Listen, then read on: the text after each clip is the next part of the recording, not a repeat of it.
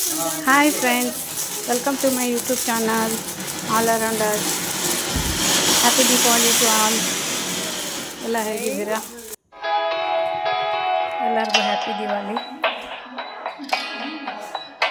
ಎಲ್ಲರೂ ಸಂತೋಷವಾಗಿ ಹ್ಯಾಪಿಯಾಗಿ ದೀಪಾವಳಿ ಆಚರಿಸ್ತಾ ಇದ್ದೀರಾ. ನೋಡಿ, ನಾನು ಬಿಗ್ ಬಾಸ್ಕೆಟಲ್ಲಿ ಏನು ತರಿಸಿದ್ದೀನಿ ನೋಡಿ, ದೀಪಗಳು ತರಿಸಿದ್ದೀನಿ. ಸೆಟ್ ಆಫ್ 12 ಅಂತ 12 ದೀಪಗಳಿದೆ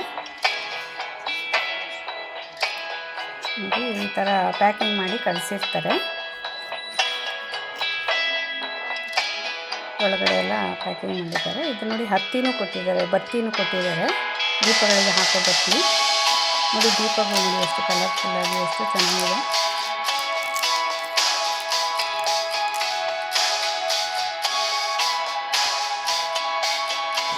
ದೀಪಾವಳಿಗೆ ದೀಪ ಹಚ್ಚೋದೇ ಒಂದು ಸಂತೋಷದ ವಿಷಯ. ತುಂಬ ಖುಷಿ ಆಗುತ್ತೆ.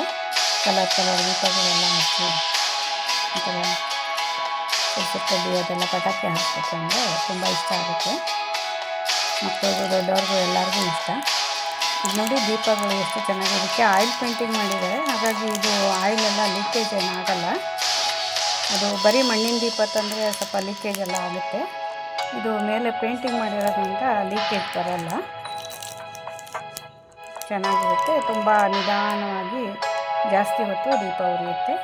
ಇದು ನೋಡಿ, ಸ್ಕಾಚ್ ಬ್ರೈಟ್ ಅಂತ ಅವ್ರದ್ದು ಒಂದು ಬ್ರೂಮ್ ಸ್ಟಿಕ್. ಇದು ಅಂದರೆ ಪೊರಕೆ ಕ್ಲೀನಿಂಗ್ಗೆ ಅಂತ ತರಿಸಿದ್ದೀನಿ. ಅಂದರೆ ಇದು ನಾವು ಮಾಮೂಲಿ ಕಸ ಗುಡಿಸೋ ಪೊರಕೆ ಅಲ್ಲ, ಇದರಿಂದ ಸೀಲಿಂಗು ಕ್ಲೀನ್ ಮಾಡ್ಬೋದು.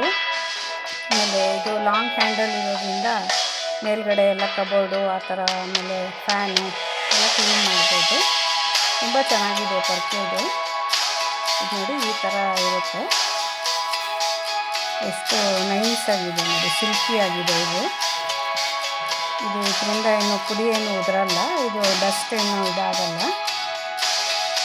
ಕೆಲವೊಂದು ಪೊರ್ಕೆಗಳು ತುಂಬಾ ಹೊಸ ಪೊರ್ಕೆ ಇದ್ದಾಗೆಲ್ಲ ತುಂಬ ಪುಡಿ ಎಲ್ಲ ಉದುರುತ್ತಲ್ಲ, ಇದೇನು ಹಾಗೋದ್ರಲ್ಲ. ನೈಸಾಗಿ ತುಂಬ ಚೆನ್ನಾಗಿದೆ.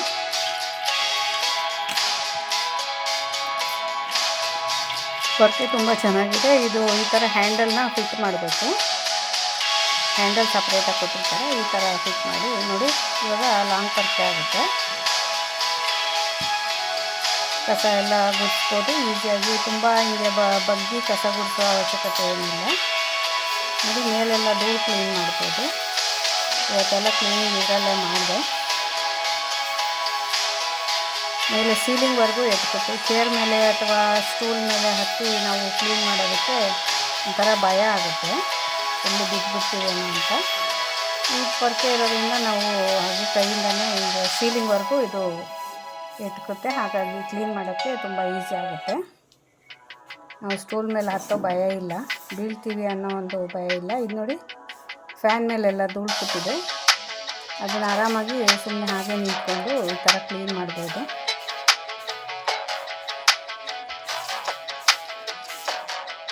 ಎಷ್ಟೋ ಸಲ ಫ್ಯಾನ್ ಕ್ಲೀನ್ ಮಾಡೋಕ್ಕೆ ಹೋಗಿ ಈ ಥರ ಚೇರೆಲ್ಲ ಇದಾಗಿ ಬಿದ್ದಿರೋ ಚಾನ್ಸಸ್ಸು ಇದೆ. ಹಾಗಾಗಿ ಇವಾಗ ಚೇರ್ ಮೇಲೆ ಹತ್ತಿ ಎಲ್ಲ ಫ್ಯಾನ್ ಕ್ಲೀನ್ ಮಾಡೋದಕ್ಕೆ ಭಯ ಆಗುತ್ತೆ. ಈ ಥರ ಬ್ರೂಮಿಂದ ಕ್ಲೀನ್ ಮಾಡೋಕ್ಕೆ ಈಸಿಯಾಗಿರುತ್ತೆ ನೋಡಿ. ಎಷ್ಟು ಈಸಿಯಾಗಿ ಕ್ಲೀನ್ ಮಾಡ್ಬೋದು ಇದನ್ನು.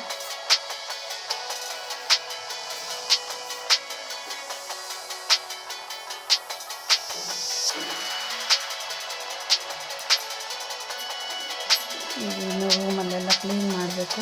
ಅಲ್ಲಲ್ಲಿ ಬಟ್ಟೆಗಳೆಲ್ಲ ಬಿದ್ದಿದೆ, ಎಲ್ಲ ಜೋಡಿಸಿಡ್ಬೇಕು. ನೈಟೆಲ್ಲ ಜೋಡಿಸಿ ನಾಳೆ ಅಷ್ಟರಲ್ಲಿ ಎಲ್ಲ ಕ್ಲೀನ್ ಮಾಡಿ ಇಡಬೇಕು.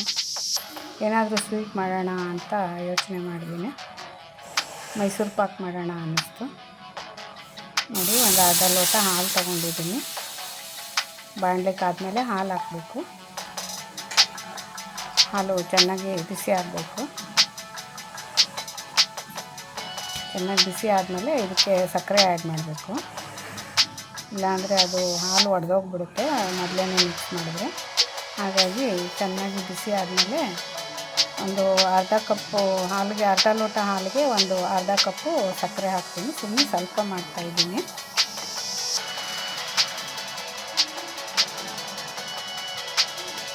ಮೊಮ್ಮಕ್ಕಳಿಗೆಲ್ಲ ಮೈಸೂರು ಪಾಕ್ ಅಂದರೆ ತುಂಬ ಇಷ್ಟ ಆಗುತ್ತೆ. ಹಾಗಾಗಿ ಮೈಸೂರು ಪಾಕ್ ಮಾಡ್ತಾಯಿದ್ದೀನಿ. ನೋಡಿ ಹಾಲೆಲ್ಲ ಚೆನ್ನಾಗಿ ಕಾದಿದೆ. ಈಗ ಸಕ್ಕರೆ ಹಾಕ್ತೀನಿ. ಇದು ನೋಡಿ ಆರ್ಗ್ಯಾನಿಕ್ ಶುಗರ್ ಅಂತ, ಅಂದರೆ ಕೆಂಪು ಸಕ್ಕರೆ ಅಂತಾರಲ್ಲ ಅದು.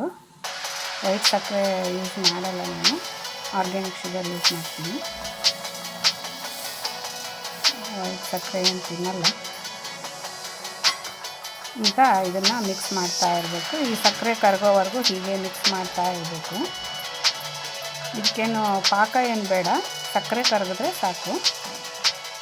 ಹಾಲು ಸಕ್ಕರೆ ಮಿಕ್ಸ್ ಆಗಿ ಇದು ಒಂಥರ ಹದ ಬರುತ್ತೆ. ಈ ಆರ್ಗ್ಯಾನಿಕ್ ಶುಗರು ಟೇಸ್ಟು ತುಂಬ ಚೆನ್ನಾಗಿರುತ್ತೆ. ಬೆಲ್ಲದ ಟೇಸ್ಟ್ ಥರನೇ ಬರುತ್ತೆ. ಎಲ್ರಿಗೂ ಒಳ್ಳೆಯದು. ಹಾಗಾಗಿ ಆರ್ಗ್ಯಾನಿಕ್ ಶುಗರ್ನ ಯೂಸ್ ಮಾಡ್ತಾಯಿದ್ದೀನಿ. ನೋಡಿ ಸಕ್ಕರೆ ಕರಗ್ತಾ ಇದೆ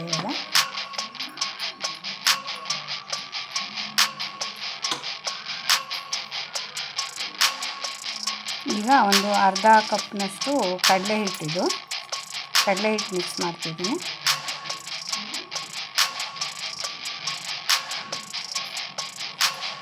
ಈ ಕಡಲೆ ಹಿಟ್ಟನ್ನು ಚೆನ್ನಾಗಿ ಮಿಕ್ಸ್ ಮಾಡಬೇಕು. ಹಾಗಾಗಿ ಇದೇನು ಗಂಟುಗಳೇನು ಬರಲ್ಲ. ಹಾಗೆ ತಿರುಗಿಸ್ತಾ ಸಾಫ್ಟಾಗಿ ನೋಡಿ ಎಷ್ಟು ನೈಸಾಗಿ ಬಂದಿದೆ. ಆದರೆ ತಿರುಗಿಸೋದನ್ನು ಮಾತ್ರ ನಿಲ್ಲಿಸ್ಬಾರ್ದು, ಯಾವಾಗಲೂ ತಿರುಗಿಸ್ತಾ ಇರಬೇಕು. ಸ್ಪ್ಯಾಟುಲೆಯಿಂದ ತಿರುಗಿಸ್ತಾ ಇರಬೇಕು. ಇದು 1 ಕಪ್ ತುಪ್ಪ ತೊಗೊಂಡಿದ್ದೀನಿ, ಬೇಕಿಂಗ್ ತುಪ್ಪ. ಇದಕ್ಕೆ 1 ಕಪ್ ಬೇಕಾಗುತ್ತೆ. ಫಸ್ಟು ಒಂದು ಅರ್ಧ ಕಪ್ ಹಾಕ್ಕೊತೀನಿ. ಈಗ ಇದನ್ನು ಚೆನ್ನಾಗಿ ಮಿಕ್ಸ್ ಮಾಡಬೇಕು. ತುಪ್ಪನ ಇದು ಅಬ್ಸರ್ವ್ ಮಾಡುತ್ತೆ. ಕಡಲೆ ಹಿಟ್ಟು, ಹಾಲು, ಸಕ್ಕರೆ ಎಲ್ಲ ಮಿಕ್ಸ್ ಆಗಿರುತ್ತಲ್ಲ, ಅದು ತುಪ್ಪನ ಚೆನ್ನಾಗಿ ಅಬ್ಸರ್ವ್ ಮಾಡುತ್ತೆ. ತಿನ್ನುವಾಗ ಅದು ತುಪ್ಪದ ಫ್ಲೇವರು ತುಂಬ ಚೆನ್ನಾಗಿ ಬರುತ್ತೆ. ಆಮೇಲೆ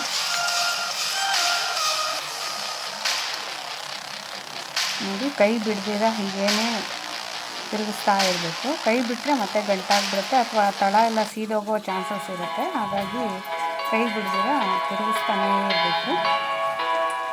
ಎಷ್ಟು ಚೆನ್ನಾಗಿ ನಾವು ತಿರುಗಿಸ್ತಾ ಇರ್ತೀವಿ ಅಷ್ಟು ಚೆನ್ನಾಗಿ ಮೈಸೂರು ಪಾಕ್ ಬರುತ್ತೆ. ಮಧ್ಯದಲ್ಲಿ ಕೈ ಬಿಡೋ ಹಾಗಿಲ್ಲ. ನೋಡಿ ಈಗ ಇನ್ನೂ ಸ್ವಲ್ಪ ತುಪ್ಪ ಬೇಕು. ಅದಕ್ಕೆ ಅದು ಇನ್ನೂ ಅರ್ಧ ಬಟ್ಲು ಇತ್ತಲ್ಲ, ಅದನ್ನು ಹಾಕೋತಾ ಇದ್ದೀನಿ. ಇದು ಗಟ್ಟಿ ತುಪ್ಪ ಹಾಕಿದ್ರೆ ಒಂದೇ ಸೆಕೆಂಡಲ್ಲಿ ಕರ್ಗೋಗ್ಬಿಡುತ್ತೆ. ಯಾಕಂದರೆ ಕುದೀತಾ ಇರುತ್ತಲ್ಲ, ಹಾಗಾಗಿ ಬೇಗ ಕರ್ಗೋಗ್ಬಿಡುತ್ತೆ.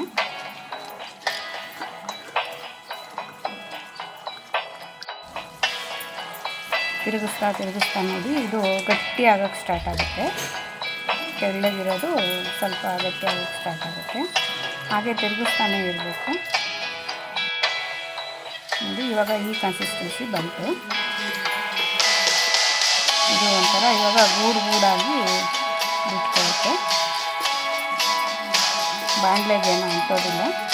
ಸಣ್ಣ ಫ್ಲೇಮಲ್ಲಿ ಇಡಬೇಕು. ಫ್ಲೇಮೆಲ್ಲ ಜಾಸ್ತಿ ಇರಬಾರ್ದು, ಸಣ್ಣ ಫ್ಲೇಮ್ ಇದ್ರೂ ಒಳ್ಳೆಯದು. ಜಾಸ್ತಿ ಫ್ಲೇಮ್ ಇಟ್ಬಿಟ್ಟು ತಳಸಿಗೆ ಹೋಗೋ ಚಾನ್ಸಸ್ ಇರುತ್ತೆ. ಹಾಗೆ ಸಣ್ಣ ಉರಿಲಿ ಇದನ್ನು ಇಟ್ಬಿಟ್ಟು ಈ ಥರ ಕೈ ಆಡಿಸ್ತಾ ಇರಬೇಕು. ನೋಡಿ ಈ ಥರ ಕನ್ಸಿಸ್ಟೆನ್ಸಿ ಬಂತಲ್ಲ, ಇವಾಗ ಇದು ಆಗಿದೆ ಅಂತ.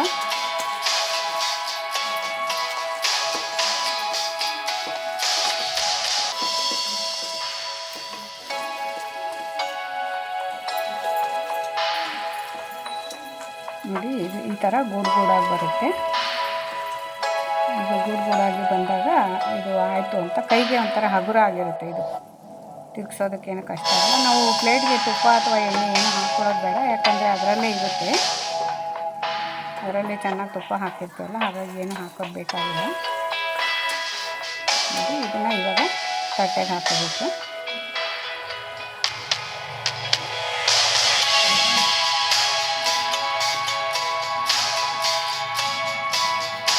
ಈ ಥರ ಪ್ರೆಸ್ ಮಾಡಬೇಕು. ಇದು ಮೇಲೆ ತುಪ್ಪ ಅದೆಲ್ಲ ಬಿಟ್ಕೊಂಡಿದೆಯಲ್ಲ, ಅದು ಎಲ್ಲನೂ ಅಬ್ಸರ್ವ್ ಮಾಡುತ್ತೆ. ಇದು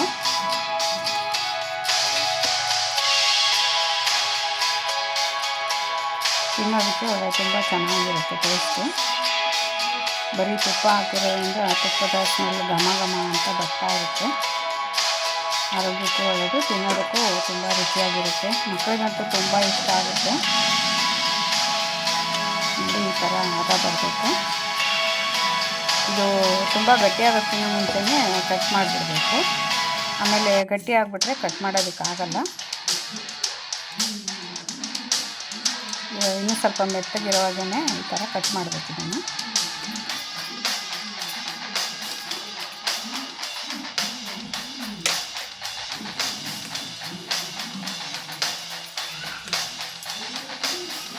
ಈ ಥರ ಕಟ್ ಮಾಡಿ 1 ಅವರು ಇದನ್ನು ಆರೋದಕ್ಕೆ ಬಿಡಬೇಕು.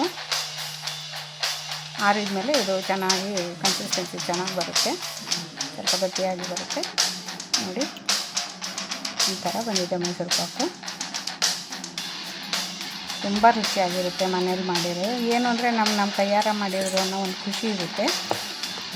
ಅಂಗಡಿಲೂ ಸಿಗುತ್ತೆ, ಏನೋ ಮನೇಲಿ ಮಾಡಿಕೊಟ್ರೆ ಮಕ್ಕಳು ತುಂಬ ಖುಷಿಯಿಂದ ತಿಂತಾರೆ. ನಮ್ಮ ಅಜ್ಜಿ ಮಾಡಿದ್ದು ಅಂತ, ಹಾಗಾಗಿ ಮನೇಲೇ ಮಾಡಿದೆ.